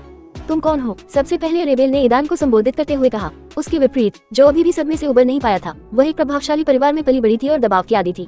इसलिए अरेबेल ने जल्दी से खुद को संभाला। अगर फूट गया ईदान। अरेबेल ने उसका नाम फुसफुसाया और फिर उसे गंभीर नजर से देखते हुए पूछा, तुम कहाँ से हो ईदान, और तुम यहाँ कैसे आए? वह जानना चाहती थी कि वह कौन है और उसे निमंत्रण कार्ड कैसे मिला। जब महिला ने अपना परिचय दिए बिना चेहरे पर गंभीर भाव के साथ सवाल पूछना शुरू किया तो ईदान ने आखिरकार खुद को संभाला। वह उसके व्यवहार से बता सकता था कि वह एक प्रभावशाली परिवार से आई है और उसने उसे झुंझलाहट से देखा। हालांकि वह सुंदर थी और चमक बिखेरती थी, ईदान अच्छी तरह से जानता था कि उच्च समाज के लोग कैसे होते हैं। एक बच्चे के रूप में उसने अपनी बड़ी बहन की बदौलत बहुत सारे मेलोड्रामा देखे और उसके मन में अमीर युवाओं के लिए एक निश्चित तिरस्कार विकसित हो गया, भले ही वे फिल्मों और टीवी श्रृंखलाओं में अच्छे हों। मुझे नहीं पता कि उच्च समाज के लोगों के लिए बिना परिचय दिए सवाल पूछना प्रथागत है या नहीं। क्या हम वाकई आपके लिए कुछ भी मायने नहीं रखते? ईदान ने नाराजगी के साथ पूछा, अपनी झुंझलाहट को छिपाए बिना। अरेबेल उस लड़के के व्यवहार में आए इस बड़े बदलाव से थोड़ी हैरान हुई। पहले तो वह एक आम लड़के की तरह व्यवहार कर रहा था जो उसके सामने शर्मिंदा था, लेकिन फिर वह बदल गया और उसे झुंझलाहट और तिरस्कार से देखने लगा। अरबेल अरबेल मॉर्गन, उसने अपना परिचय दिया। मॉर्गन, ईदान ने पूछा। उसने ये नाम पहले भी सुना था। कुछ देर सोचने के बाद उसे याद आया कि यह सबसे प्रभावशाली परिवारों में से एक था। लानत है मॉर्गन, ईदान ने जोर से कोसा। उसे अपनी किस्मत पर यकीन नहीं हो रहा था। ऐसा कैसे हुआ कि जो लड़की सिस्टम के अनुसार उसकी पत्नी बननी चाहिए थी, वह मॉर्गन परिवार से निकली। जैसे ही उन्हें इस बारे में पता चलेगा, वे उसे दफना देंगे। इसलिए वह डरकर अरेबेल को देखने लगा। ये देखकर कि ईदान का मूड नाटकीय रूप से बदल गया था और वह कैसे गालियां दे रहा था, अरेबेल को थोड़ी हंसी आई। लेकिन फिर उसे याद आया कि उसका व्यवहार केवल उसके परिवार के प्रभाव के कारण ही बदला था और उसका मूड तुरंत खराब हो गया। वह नाराजगी से खर्राटे लेने लगी। जब ईदान सोच रहा था कि क्या करे, तभी उसके बगल में कोई दिखाई दिया। अपना सिर उठाकर उसने उस महिला को पहचान लिया। यह उसकी बड़ी बहन आयरीन थी। वह ईदान के बगल में खड़ी थी और चेहरे पर गंभीर भाव लिए हुए अरेबेल को देख रही थी। अरेबेल को आश्चर्य हुआ जब एक युवती उस युवक के बगल में दिखाई दी। उसने तुरंत उसे संघ के नायकों में से एक के रूप में पहचान लिया। उसे समझ में नहीं आया कि यह महिला यहाँ क्यों थी और वह उसे इस तरह के धमकी भरे भाव से क्यों देख रही थी। इससे पहले कि वह कुछ कर पाती, उसका छोटा भाई उसके बगल में आ गया। उसने पहले जटिल भाव से आयरीन को देखा, फिर ईदान को, और उसकी नजरें तेज हो गईं। हे, मैं सोच रही थी कि वह मुझे किसी की याद क्यों दिलाती है। पता चला कि वह भी मॉर्गन है। क्या आपके परिवार ने मेरे संबंध में कुछ भी हासिल न कर पाने के कारण मेरे छोटे भाई को लेने का फैसला किया है? आयरीन ने अरसलान से तिरस्कार के साथ पूछा। हुआ। वे तीनों ईदान, अराबिल और अरसलान एक साथ चिल्लाए और आयरीन को घूरने लगे। क्या मॉर्गन परिवार आयरीन के साथ कुछ करने की कोशिश कर रहा था? आयरीन का सवाल सुनकर ईदान ने सोचा, क्या ये वही लड़की है जिससे वे अरसलान की शादी करवाना चाह रहे हैं? और ये लड़का उसका छोटा भाई है? इस बात से हैरान होकर अराबिल ने खुद से पूछा, क्या यह आदमी आयरीन का छोटा भाई है? आयरीन की बातें सुनकर अरसलान को आश्चर्य हुआ। नहीं, अरसलान और अराबिल ने एक साथ उत्तर दिया। ईदान आयरीन के गंभीर लहजे से चौंक गया। उसने पहले कभी उसे इस तरह से पेश आते नहीं देखा था, सिवाय आज सुबह के, जब उसने उसे थोड़ा पीटा था। ईदान ने हमेशा अपनी बहन को एक सौम्य और शांत व्यक्ति के रूप में याद किया, जिसने कभी अपनी आवाज नहीं उठाई और न ही दूसरों के साथ झगड़ा किया। तुमने गलत समझा आयरीन, अरसलान हकलाने लगा, जिससे अरेबेल चौंक गई। उसका हमेशा शांत और निर्दयी छोटा भाई दूसरी महिला के सामने हकला रहा है। वह कभी उसके या उनकी माँ के सामने भी नहीं हकलाया। अरेबेल और ईदान ने अपने रिश्तेदारों को आश्चर्य से देखा। एक दूसरे को देखकर वे अटकलें लगाने लगे। हाँ मिस आयरीन, आप गलत हैं। हम बस दिल से दिल की बात कर रहे थे, है ना ईदान? अरेबेल ने ईदान की ओर देखते हुए पूछा। हाँ आयरीन, तुमने गलत समझा। उसने बस मेरा साथ दिया। मुझे आश्चर्य हुआ जब मुझे पता चला कि वह मॉर्गन परिवार से थी, बस इतना ही। बैठ जाओ, यहाँ बहुत सी खाली सीटें हैं और हमें दूसरी दुनिया के बारे में बताओ। ईदान ने तुरंत अरेबेल के साथ खेलना शुरू कर दिया, क्योंकि सिस्टम ने ये स्पष्ट कर दिया था कि अब से उन्हें एक साथ काम करना होगा। हालांकि वे दोनों अभी भी पूरी तरह से समझ नहीं पाए थे कि वे किस स्थिति में थे। वे एक बात पर सहमत हुए कि उन्हें जो सिस्टम मिला है उसके बारे में किसी को बताने की जरूरत नहीं है जब तक कि वे खुद इसे समझ न लें। तब तक उन्हें एक दूसरे के साथ सहयोग करना होगा। 6 प्रश्न उत्तर निर्णायक। चूंकि यह मामला है तो पहले मैं अपना परिचय दे दूं। मेरा नाम अरसलान मॉर्गन है। अरसलान ने ईदान को संबोधित करते हुए कहा। आयरीन और उसकी बहन उसे पहले से ही जानते थे और यह मेरी बड़ी जुड़वा बहन अरेबेल मॉर्गन है, अरसलान ने आगे कहा, और भाई बहन उसकी बातें सुनकर हैरान रह गए। पता चला कि वे जुड़वा थी। आयरीन, यह मेरा छोटा भाई ईदान है। आयरीन ने संक्षेप में उनका परिचय कराया। ईदान ने जुड़वा बच्चों के अभिवादन के जवाब में केवल सिर हिलाया। उन्हें तुरंत एहसास हो गया कि आयरीन उनके बारे में ज्यादा नहीं सोचती। उन्होंने अभी एक दूसरे को नमस्कार किया ही था कि एक युवक उनकी मेज पर आया, जिसके पीछे लड़कियों का एक झुंड था। जब जुड़वा बच्चों ने उसे देखा तो वे नाराज हो गए। यह अरेबेल का मंगेतर था, जिससे वह हाल ही में भागकर छिप गई थी। उसने उसे फिर से पाया और उनके साथ जाने का फैसला किया। भाई और बहन ने भी नए मेहमान को देखकर भौहें सिकुड़ी और नाराजगी से उसे घूरने लगे। ईदान इस बात से नाराज था कि उसका शांत कोना इतना शोरगुल वाला हो गया था और आयरीन को इस लड़के और अरसलान जैसे उच्च समाज के युवा लोग पसंद नहीं थे। पिछले कुछ महीनों में वह उनसे तंग आ चुकी थी। अच्छा, यहाँ कौन है? अरेबेल के मंगेतर ने प्रभावित होकर चारों ओर देखते हुए कहा। वह वास्तव में जुड़वा बच्चों पर ज्यादा देर तक नहीं रुका, लेकिन ईदान को देखा और उसमें कुछ भी उल्लेखनीय न पाकर अपनी नजर आयरीन पर घुमाई। उसकी नजर उम्मीद से ज्यादा देर तक उस पर टिकी रही। उसकी आंखों में बेपनाह वासना थी। जुड़वा बच्चों ने उसके सवाल को नजरअंदाज कर दिया, लेकिन आयरीन ने अपनी आंखें सिकोड़ ली। उसे उसका ये रूप पसंद नहीं आया और उसने ठंडे स्वर में कहा, अगर तुम मुझे ऐसे ही देखते रहे तो मैं तुम्हारी आंखें निकाल लूंगा। अरे अरे, शांत हो जाओ सुंदर। आयरीन के शब्दों से वह आदमी डरा नहीं और वह बिना किसी औपचारिकता के उनकी मेज पर बैठ गया। तुम्हारा दोस्त? आयरीन ने जुड़वा बच्चों की ओर मुड़कर पूछा। मैं सिर्फ उनका दोस्त नहीं हूँ, मैं उनका परिवार हूँ। मैं क्रिस्टोफर ह्यूग हूँ, अरेबेल का मंगेतर। युवक ने जल्दी से घोषणा की, जुड़वा बच्चों से पहले, जिनके पास कुछ भी कहने का समय नहीं था। ईदान, आयरीन ने अपने छोटे भाई को संबोधित किया। जब उसने ह्यूग का अंतिम नाम सुना तो उसने तुरंत इस जगह को छोड़ने का फैसला किया। ह्यूग परिवार मॉर्गन परिवार की तरह यूनाइटेड फेडरेशन में सबसे प्रभावशाली में से एक है।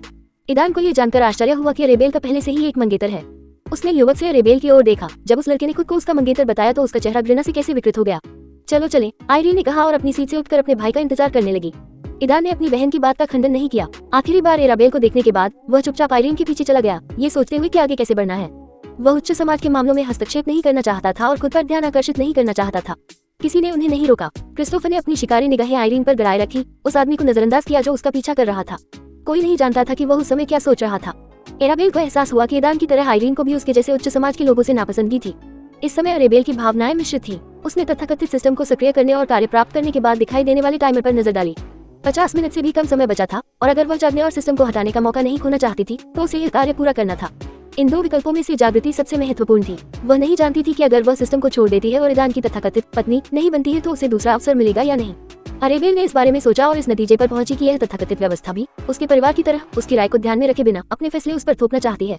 इससे वो दुखी हो गई। उसने मन ही मन अपने परिवार और व्यवस्था दोनों को कोसा। होस्ट को सिस्टम को डांटना नहीं चाहिए। पहली चेतावनी जारी की गई है। तीसरी चेतावनी के बाद आपको दंडित किया जाएगा। अरेबेल ने खुद को कोसा क्योंकि उसने अपने सिर में एक नीरस आवाज सुनी।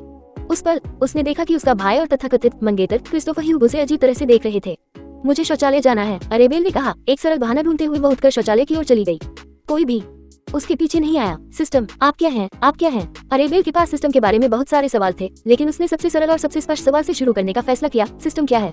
मेजबान के सवाल का जवाब देते हुए, मैं उन कई प्रणालियों में से एक हूँ जो अपने मालिकों को उनकी इच्छाओं को विकसित करने और पूरा करने में मदद करने के लिए बनाई गई है। मैं सर्वोच्च पत्नी और सर्वोच्च पति प्रणाली हूँ। हम कई में से एक। क्या आप ये कह रहे हैं कि आपके जैसे कई सिस्टम हैं? अरेबेल ने आश्चर्य से पूछा। प्रणालियों की संख्या असीमित है, लेकिन सर्वोच्च पत्नी और सर्वोच्च पति प्रणालियां अब अस्तित्व में नहीं है। ऐसी सिर्फ एक ही प्रणाली है और वह मैं हूँ। यह जवाब सुनकर अरेबेल और भी उलझन में पड़ गई। होस्ट, आपकी शंकाओं को दूर करने के लिए सिस्टम को ये जानकारी देने में खुशी होगी कि इस समय आपके आसपास अन्य सिस्टम के लगभग 100 उपयोगकर्ता है। आपका जुड़वा भाई भी उनमें से एक का उपयोग करता है। हम सिस्टम की प्रतिक्रिया से चौंककर अरेबेल ने कहा, क्या आप ये कह रहे हैं कि तथाकथित जागृत लोग सिस्टम वाहक हैं?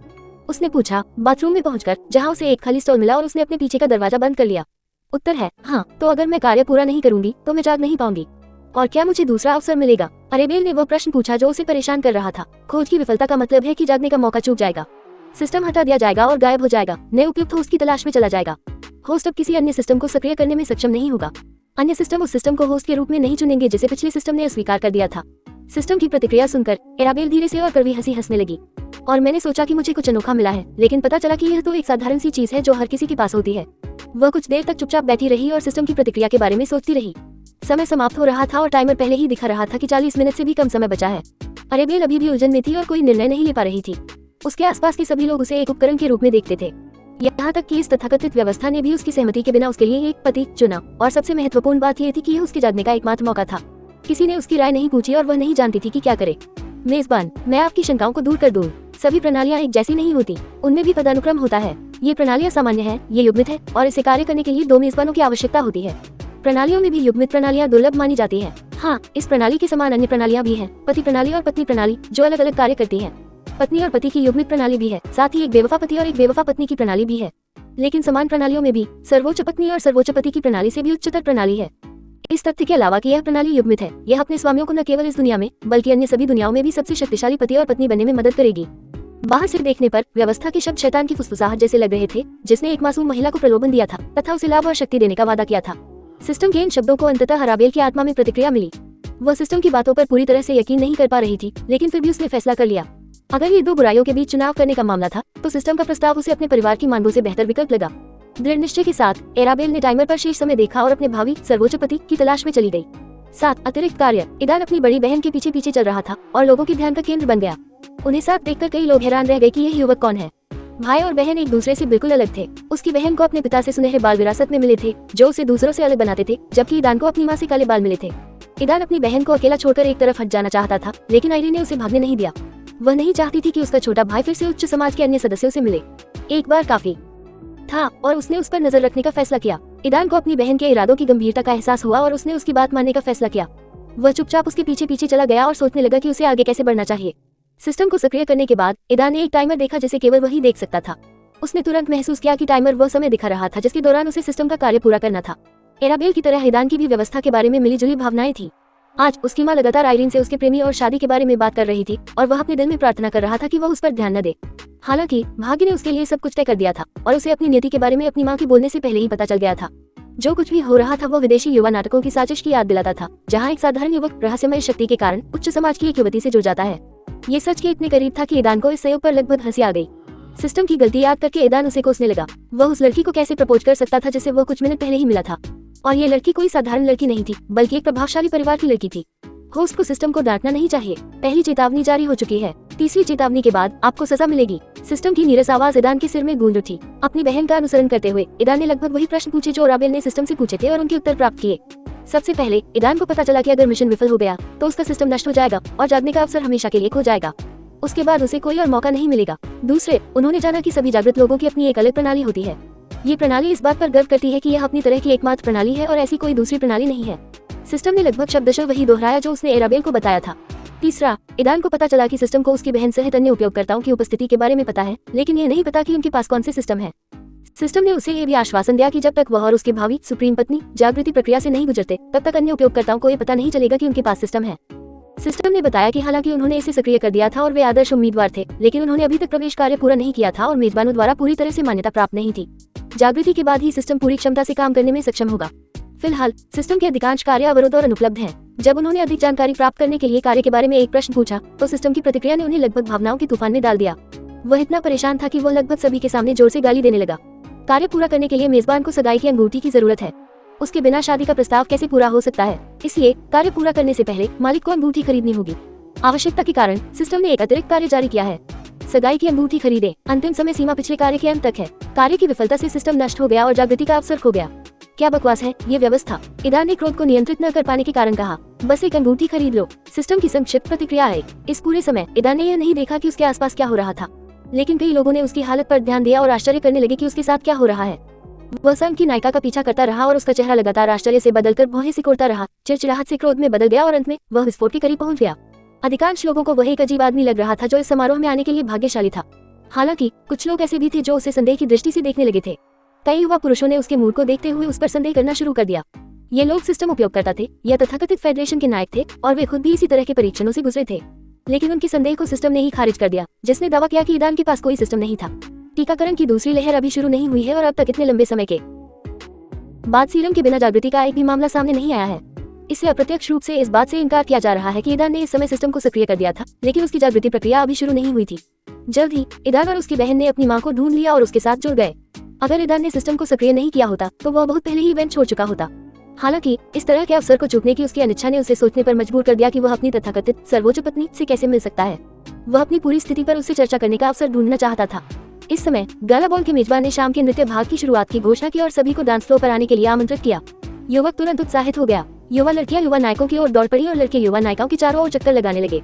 जो युवक आयरीन को डांस के लिए आमंत्रित करना चाहता था, वह तुरंत उस टेबल के पास पहुंचा जहां ईदान, उसकी बहन और उसकी मां बैठे थे।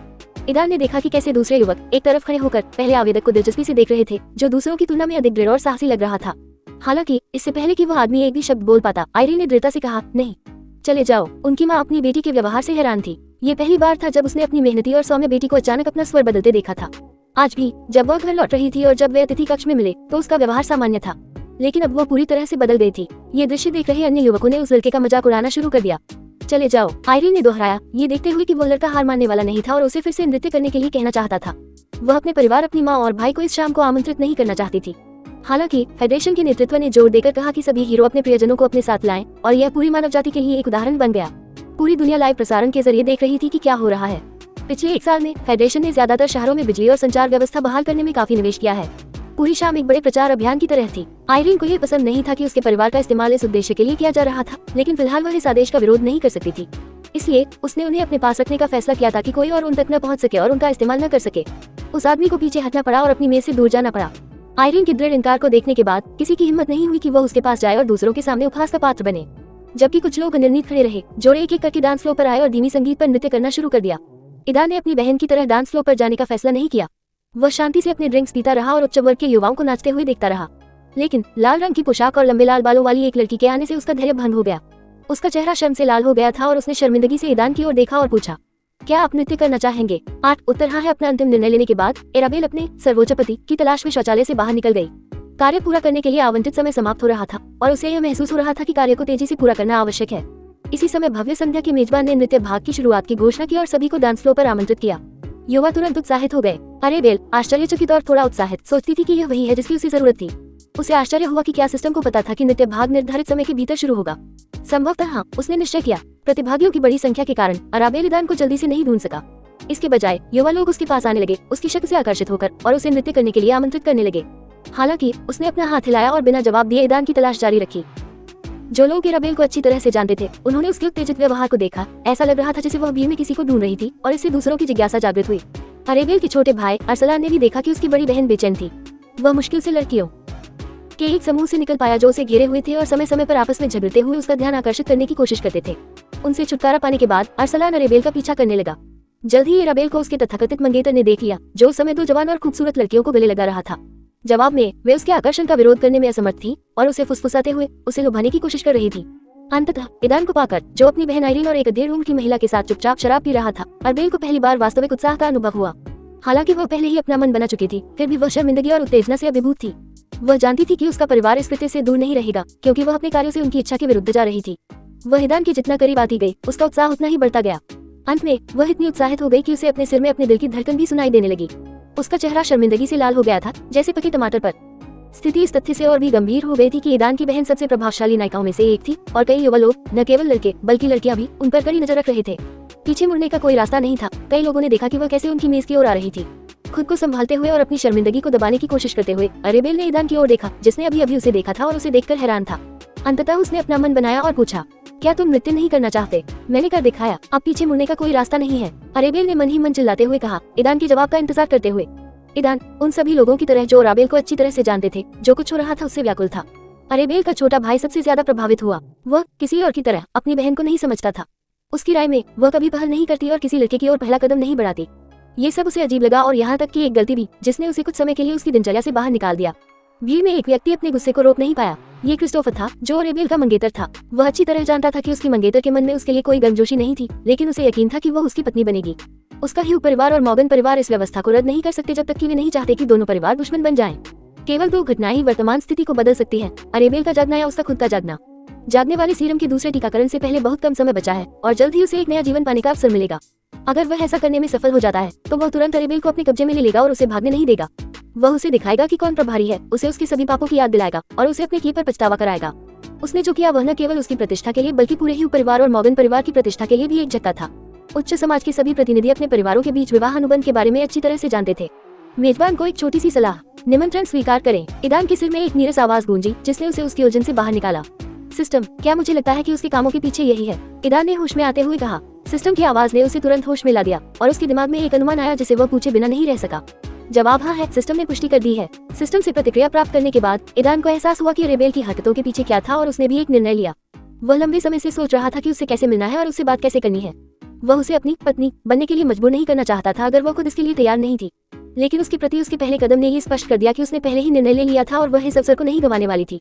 वह उससे आधे रास्ते में कैसे नहीं मिल सकता था। आइरीन ने बिना किसी भेदभाव के देखा कि कैसे एराबेल फिर से उसके छोटे भाई के पास आए और इस बार उससे डांस करने के लिए कहा।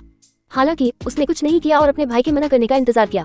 उसे आश्चर्य हुआ जब ईदान ने अपना पे मेज पर रखा, शांति से खड़ा हुआ, अपना सूट ठीक किया, अराबेल की ओर देखा, उसे शालीनता से प्रणाम किया और अपना दाहिना हाथ बढ़ाया। मुझे आपके साथ चलने में खुशी होगी, मेरी महिला, ईदान ने अरेबेल के नृत्य के निमंत्रण को स्वीकार करते हुए उत्तर दिया। अरेबेल अभी भी शर्मिंदा थी। उसने अपना हाथ ईदान की ओर बढ़ाया और उसने उसका हाथ थाम लिया और उसकी आंखों में देखा। उसके पास आने और उसे नृत्य करने के लिए कहने से पहले ही उसका चेहरा लाल हो गया था, लेकिन अब उसके सुंदर और लाल चेहरे को देखकर ईदान भी शर्माए बिना नहीं रह सका। उन्हें देख रहे मेहमान उनकी असहजता को देखे बिना नहीं रह सके। उस समय वे दोनों कोई गहरा गड्ढा ढूंढना चाहते थे जहां वे शर्मिंदगी से बच सके। एराबेल सबसे पहले होश में आई। उसने देखा कि बहुत से लोग उन्हें देख रहे थे, उनमें उसका भाई और मंगेतर भी थे। उसने ईदान की बड़ी बहन की डराने वाली निगाहों को भी देखा। इससे पहले कि कोई उसे रोक पाता और सिस्टम द्वारा सौंपे गए कार्य को पूरा करने से रोक पाता, अरेबेल ने अभी भी भ्रमित ईदान को डांस फ्लोर पर खींच लिया। जो लोग उनका रास्ता रोक रहे थे उन्होंने तुरंत रास्ता छोड़ दिया और वे जल्दी से डांस फ्लोर पर पहुंच गए। ईदान को अंततः होश आया और उसे एहसास हुआ कि वह वास्तव में नृत्य नहीं कर सकता। 9 प्रणाली अभी विकसित हो रही है। ईदान को अंततः होश आया और उसे एहसास हुआ कि वह वास्तव में नृत्य नहीं कर सकता। मैं नाच नहीं सकता, उसने धीरे से कहा, ताकि केवल एराबेल ही उसे सुन सके। उसने आश्चर्य से उसकी ओर देखा, मानो पूछ रही हो, तो फिर तुम इस नृत्य के लिए क्यों राजी हुए? क्या ये तुम्हारा काम नहीं है? उसने उसकी ओर देखते हुए उत्तर दिया, मेरी हरकतों का पालन करो, मैं तुम्हें सब कुछ दिखाऊंगा। अरेबेल ने प्रस्तुतकर्ता की भूमिका निभाने का फैसला किया क्योंकि यह उसका काम था। अपने पालन पोषण के कारण वह नृत्य की शिक्षा लेने गई और एक सभ्य स्तर पर नृत्य करने में सक्षम थी। वे संगीत खत्म होने का इंतजार करने लगे, हाथों में हाथ डाले डांस फ्लोर पर चले गए और खाली सीट पाकर आमने सामने खड़े हो गए। बहुत से लोग उन्हें देख रहे थे और एराबेल ने पहल करते हुए ईदान को गले लगाने में मदद की और उसे निर्देश देने लगी। जैसे ही नया गाना बजना शुरू हुआ, ये जोड़ा बाकी नर्तकियों के साथ शामिल हो गया। दुर्भाग्य से ईदान तुरंत अरेबेल की हरकतों के साथ तालमेल नहीं बिठा पाया और उसकी हरकतें अजीब लग रही थी। उन्हें देखने वाले कई लोगों को तुरंत एहसास हो गया कि वह नाच नहीं सकता। आइरीन ने अपने भाई की ओर देखते हुए धीरे से आह भरी। वह समझ नहीं पा रही थी कि उसने मॉर्गन परिवार की इस लड़की के निमंत्रण को क्यों स्वीकार किया। आर्सलान को इस सवाल ने परेशान कर दिया। उसकी बड़ी बहन, जो हमेशा लड़कों से दूर रहती थी, अचानक पहल करके आइरीन के छोटे भाई ईदान को नृत्य करने के लिए क्यों आमंत्रित कर रही थी। उसे इस सवाल का जवाब नहीं मिल पाया क्योंकि सब कुछ बहुत अजीब लग रहा था। पहले वह उसकी मेज के बगल में बैठ गई और अब वह नृत्य कर रही है। अरेबेल के मंगेतर क्रिस्टोफर अधिक अनुभवी नर्तकियों से घिरे जोड़े की अजीब हरकतों को देखकर मुस्कुराए बिना नहीं रह सके। उन्होंने दोनों लड़कियों को धीरे से गले लगाया, जिन्होंने खुशी खुशी उनके साथ अपनी टिप्पणियां साझा की और अरेबेल और ईदान पर हंसे। क्रिस्टोफर अपने मूड को सुधारने में कामयाब रहा, जो अरेबेल के व्यवहार के कारण खराब हो गया था। धीरे धीरे ईदान को अपने साथी की हरकतों की आदत पड़ने लगी और उसकी अकड़न कम होने लगी। आखिरकार वह शांत हो गया और एक खूबसूरत लड़की के साथ डांस का आनंद लेने लगा। वे एक दूसरे से सटे हुए थे और ईदान ने उसके फूलों के नोटों वाले परफ्यूम की खुशबू को सूंघा। सूट के अंदर से भी वह उसके कर्व्स को बहुत ही सुखद तरीके से छूता हुआ महसूस कर सकता था। कई युवा लोगों की तरह वह उत्तेजित होने लगा और उसका चेहरा लाल हो गया। उसने शांत होने की कोशिश की, लेकिन जब उसने अरेबेल के खूबसूरत केंद्रित चेहरे को देखा तो चीजें और भी खराब हो गईं। अरेबेल ने खुद को पूरी तरह से नृत्य में डुबो दिया, संगीत के साथ ताल मिलाते हुए और ईदान को अपने साथ घसीटते हुए। उसने यह नहीं देखा कि ईदान उसके चेहरे को गौर से देख रहा था और उसके गालों पर स्पष्ट रूप से लाली थी। इसलिए वे तब तक नाचते रहे जब तक कि रचना के अंतिम स्वर के साथ ईदान की पीड़ा के कुछ मिनट समाप्त नहीं हो गए। बधाई हो मेजबान, काम पूरा हो गया। जैसे ही संगीत बंद हुआ, अरेबेल ने सुना और सभी स्तब्ध रह गए। वह जोर जोर से सांस ले रही थी। उसे उम्मीद नहीं थी कि किसी को नृत्य में नेतृत्व करना इतना मुश्किल होगा, खासकर ऐसे व्यक्ति को जो नृत्य करना नहीं जानता हो। कार्य पूरा करने का इनाम आपको जागने के बाद मिलेगा। अतिरिक्त कार्य जारी किया गया है। अपने साथी को डेट पर चलने के लिए कहें। अरेबेल आश्चर्यचकित थी। उसे इस बात पर खुश होने का समय भी नहीं मिला कि उसने कार्य सफलतापूर्वक पूरा कर लिया है, क्योंकि सिस्टम ने उसे एक नया अतिरिक्त कार्य प्रस्तुत किया। ये कैसे हुआ सिस्टम? क्या तुमने कोई गलती की? क्या एक लड़की को किसी लड़के को डेट पर चलने के लिए पूछना चाहिए? आमतौर पर ऐसा उल्टा होता है। अरेबेल क्रोधित थी। उसके लिए ईदान को नृत्य के लिए आमंत्रित करना आसान नहीं था और अब सिस्टम मान कर रहा है कि वह उसे खुद आमंत्रित करे। Opening square bracket dot dot closing square bracket. System शांत हो गया और फिर कोई प्रतिक्रिया नहीं दी। राहत के पल का फायदा उठाते हुए ईदान ने अरेबेल से दूरी बना ली और सांस लेने के व्यायाम करने लगा, शांत होने और अपनी सांस वापस पाने की कोशिश कर रहा था। उसने देखा कि अरेबेल पूरी तरह से किसी और चीज पर ध्यान केंद्रित कर रही थी और उसने मान लिया कि वह वर्तमान में सिस्टम के साथ संवाद कर रही है, कार्य पर चर्चा कर रही है। सिस्टम माफी मांगता है। ये कार्य महिला प्रधान दुनिया की सांस्कृतिक विशेषताओं को ध्यान में रखते हुए बनाया गया था। सिस्टम ने इस बात को ध्यान में रखा कि सुप्रीम वाइफ सिस्टम की मालिक एक मजबूत महिला होनी चाहिए। इस दुनिया के बारे में अधिक विस्तृत जानकारी प्राप्त करने के बाद सिस्टम ने कार्य को किसी अन्य होस्ट पर पुनर्निर्देशित करने का निर्णय लिया। कुछ देर की खामोशी के बाद सिस्टम ने अरेबेल से माफी मांगने का फैसला किया और काम को ईदान को सौंप दिया। कुछ ही समय में उसने इस दुनिया की संस्कृति के बारे में जान लिया। अगर सिस्टम ने ईदान को ये बताया होता तो वह पूछता कि क्या विवाह प्रस्ताव लिखते समय दूसरी दुनिया की संस्कृति को ध्यान में रखा गया था, और उसे सकारात्मक जवाब मिलता। ईदान के लिए इस प्रणाली ने विश्व की उस संस्कृति को उदाहरण के रूप में लिया जहां एक मजबूत पुरुष को अपनी प्रिय महिला के सामने उसी दिन विवाह का प्रस्ताव रखना चाहिए तथा उन सभी पुरुषों को चुनौती देनी चाहिए जो इसके खिलाफ हों। और अरेबेल के लिए सिस्टम ने महिलाओं द्वारा शासित दुनिया को एक उदाहरण के रूप में इस्तेमाल किया। हालांकि दो दुनियाओं की संस्कृतियों में अंतर को देखते हुए जिसे उसने ध्यान में रखा, ये उदाहरण संघर्ष में आने लगे। सिस्टम ने अपना दृष्टिकोण बदलने और मेजबान दुनिया की संस्कृति को संबोधित करने का फैसला किया। प्रतिबंधों के कारण वह पहले से जारी किए गए कार्यों की सामग्री को बदल नहीं सकती थी, लेकिन वह उन्हें पुनर्निर्देशित कर सकती थी। अरेबेल को नहीं पता था कि ईदान का काम क्या था और यह बात उसे ज्यादा परेशान नहीं करती थी। वह खुश थी कि वह ईदान को अपना काम सौंपकर उससे छुटकारा पा सकी। साथ ही वह मानसिक रूप से इस बात के लिए तैयार होने लगी कि ईदान उसे डेट पर चलने के लिए कहेगा और वह उसे मना नहीं कर पाएगी। अतिरिक्त कार्य जारी किया गया है। अपने साथी को डेट पर चलने के लिए कहें। ईदान ने अचानक अपने सिर में सिस्टम की आवाज सुनी। ये खबर उसके लिए पूरी तरह से आश्चर्यजनक थी, जैसे किसी ने उसके सिर पर ठंडे पानी की एक बाल्टी डाल दी हो।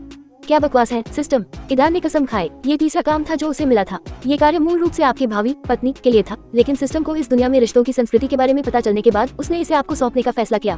प्रतिबंधों के कारण सिस्टम पहले से सौंपे गए कार्यों की सामग्री को बदल नहीं सकता है। अरे सिस्टम, जो तुमने कहा था उसे दोहराओ। ईदान को विश्वास नहीं हो रहा था कि उसने क्या सुना था। Opening square bracket dot dot closing square bracket. System चुप हो गया और कोई प्रतिक्रिया नहीं दी। लानत है इस सिस्टम पर। क्या आप ये कह रहे हैं कि आपने मुझे जो पहला काम दिया था वह एक गलती थी? ये प्रणाली अभी विकसित हो रही है। कुछ देर की चुप्पी के बाद सरल और टालमटोल वाला उत्तर मिला। लानत है। ईदान का मूड खराब हो गया। अरेबेल, जो ईदान को देख रही थी, उसके चेहरे पर आए बदलाव को देखकर खुद को रोक नहीं पाई। इस वजह से वह जोर से हंसने लगी। 10 डेट के लिए निमंत्रण। अरेबेल अपनी हंसी रोक नहीं सकी और उसकी हंसी फूट पड़ी। भीड़ उसकी हंसी पर ध्यान दिए बिना नहीं रह सकी। किसी को नहीं पता था कि वे किस बारे में बात कर रहे थे या सिस्टम के अस्तित्व पर भी संदेह नहीं था। बाहर से ऐसा लग सकता है कि लड़की एक ऐसे युवक की नारीपन पर हंस रही थी जो नृत्य करना नहीं जानता था। ईदान की नाखुश और खट्टी अभिव्यक्ति इस छवि से पूरी तरह मेल खाती थी। आयरीन ने उन्हें देखते हुए अपनी मुट्ठी भींची और अरेबेल को घृणा से घूरने लगी। उसे लगा कि लड़की उसके छोटे भाई पर हंस रही है, जबकि वह वही थी जिसने उसे नृत्य के लिए आमंत्रित किया था। अरसलान भी अपनी बहन को ऐसी हालत में देखकर हैरान था। अपने परिवार की सख्त परवरिश और मांगों के कारण मॉर्गन अरेबेल हमेशा गंभीर और उदास रहती थी। उसने उसे इस तरह शायद ही कभी देखा था, और भी ज्यादा दिलचस्पी के साथ उसने उसके सामने खड़े युवक को देखा। कुछ दर्शकों को उस युवक पर तरस आया, जबकि अन्य उसकी असफलता पर प्रसन्न हुए। अरेबेल को एहसास हुआ कि उसने अपनी हंसी से सबका ध्यान अपनी ओर आकर्षित कर लिया है और उसने अफसोस के साथ ईदान की ओर देखा। मुझे माफ कर दो, उसने धीरे से कहा, मानो माफी मान रही हो। बेशक ईदान को ये पसंद नहीं आया कि कैसे अरेबेल उस पर हंस रही थी, लेकिन जब उसने देखा कि उसने किस तरह माफी मांगी तो उसने उसे माफ करने का फैसला किया। तो अगर मैं तुम्हें बाहर चलने के लिए कहूँ तो तुम मना तो नहीं करोगे? इन शब्दों के साथ ईदान ने फिर से शालीनता से झुककर अपना दाहिना हाथ आगे बढ़ाया। उसने यह बात धीरे से कही ताकि दूसरे लोग उसे सुन न सके। सवाल सुनकर अरेबेल फिर से हंसना चाहती थी, लेकिन इस बार उसने खुद को रोक लिया। वह इसके लिए तैयार थी और जल्दी से उसका हाथ पकड़ते हुए बोली, हाँ मैं ऐसा करूंगी। अरेबेल ने कहा, ईदान ने तुरंत सोचना शुरू कर दिया कि इस अप्रत्याशित डेट पर एराबेल को कहाँ ले जाया जाए। वह शहर में ज्यादा जगहों के बारे में नहीं जानता था और अगर एराबेल ने खुद ही वह जगह चुनी होती तो उसे खुशी होती। मैं आपके साथ एक आरामदायक और शांत जगह पर समय बिताना चाहूंगा ताकि हम बातचीत कर सके और एक दूसरे के बारे में थोड़ा और जान सके, क्या आपको नहीं लगता? ईदान ने पूछा। एराबेल भी उससे सहमत थी। वह भी अकेले में उससे सिस्टम के बारे में कुछ महत्वपूर्ण बातें करना चाहती थी। यहाँ बहुत सारी आंखें थी। जब एराबेल ने अपना कार्य पूरा कर ईदान को सौंप दिया तो उसे सिस्टम से कुछ भी नया प्राप्त नहीं हुआ। अरे सिस्टम, क्या मैंने कार्य पूरा नहीं किया? मैं जागी क्यों नहीं? उसने पूछा। होस्ट सही कह रहा है, आपने अपना कार्य पूरा कर लिया है। जागृति प्राप्त करने के लिए आपको अपने साथी द्वारा अपना कार्य पूरा करने का इंतजार करना होगा। आप सिस्टम के एकमात्र उपयोगकर्ता नहीं है होस्ट। मैंने आपको पहले ही बताया है कि सिस्टम एक युग्मित सिस्टम है जिसके लिए 2 होस्ट की आवश्यकता होती है। इसलिए जागृति की शर्तों को पूरा करने के लिए दोनों होस्ट के लिए अपने कार्यों को पूरा करना आवश्यक है। सिस्टम ने एराबेल को जवाब दिया। एराबेल को नहीं पता था कि ईदान को क्या टास्क मिला था और उसने सिस्टम से इसकी जानकारी लेने की कोशिश की। हालांकि सिस्टम ने पार्टनर की सहमति के बिना ये जानकारी देने से इनकार कर दिया। इस जवाब पर एराबेल ने मन ही मन ठहाका लगाया। इस बीच ईदान सोच रहा था कि एराबेल को कब और कहां आमंत्रित किया जाए। हालांकि दिन अभी खत्म नहीं हुआ था, लेकिन वह उसे थोड़ी देर बाद बुला सकता था ताकि समय सीमा का इंतजार किए बिना सभी काम एक साथ पूरे कर सके। ऐसा लग रहा था कि एराबेल उससे सहमत थी और उसने सिस्टम के बारे में फैसला कर लिया था, लेकिन उसे यकीन नहीं था कि वह उसके विवाह प्रस्ताव पर कैसी प्रतिक्रिया देगी। मुझे शहर में डेट के लिए ज्यादा उपयुक्त जगह नहीं पता। क्या आपके पास कोई ऐसी जगह है जहाँ आप जाना चाहें? ईदान ने पूछा। उसे नहीं पता था कि जगह कैसे चुने। हाँ, मेरे दिमाग में एक आरामदायक कैफे है जहाँ आप बैठ सकते हैं और शांति से बात कर सकते हैं। एराबेल ने कुछ सोचने के बाद कहा, अपनी पसंदीदा जगहों में से एक को चुनते हुए जहाँ वो जिज्ञासु आंखों से बच सकती थी। और आप कब आना चाहते हैं? मेरा मतलब है, मुझे नहीं लगता कि मैं कल समय निकाल पाऊंगा। एराबेल ने थोड़ी उदासी के साथ कहा, भीड़ की ओर देखते हुए जो अभी भी उन्हें देख रहे थे। यह नहीं समझ पा रहे थे कि वे किस बारे में बात कर रहे थे। मेरा परिवार शायद ही मुझे इस कृत्य के लिए माफ करेगा और शायद इसके लिए मुझे दंडित भी करेगा, एराबेल ने धीरे से कहा, जिससे ईदान को ये स्पष्ट हो गया कि वह अपने कार्यों से परिवार की इच्छा के विरुद्ध जा रही है। एराबेल का जवाब सुनने के बाद ईदान को अपने फैसले की सत्यता पर और भी यकीन हो गया। उसने आज रात उसे बाहर चलने के लिए कहने का फैसला किया ताकि वह सब कुछ तुरंत निपटा सके। हम 1 या 2 घंटे में इस कैफे में क्यों न मिले? ईदान ने सुझाव दिया। एराबेल को आश्चर्य हुआ कि ईदान ने आज उसे आमंत्रित करने का फैसला किया था। उसने यह नहीं देखा कि जब उसे यह कार्य मिला था तो समय बताने वाला टाइमर दिखाई दिया था। हालांकि उसे आज उसके साथ समय बिताने में कोई आपत्ति नहीं थी, फिर भी वह सहमत हो गई।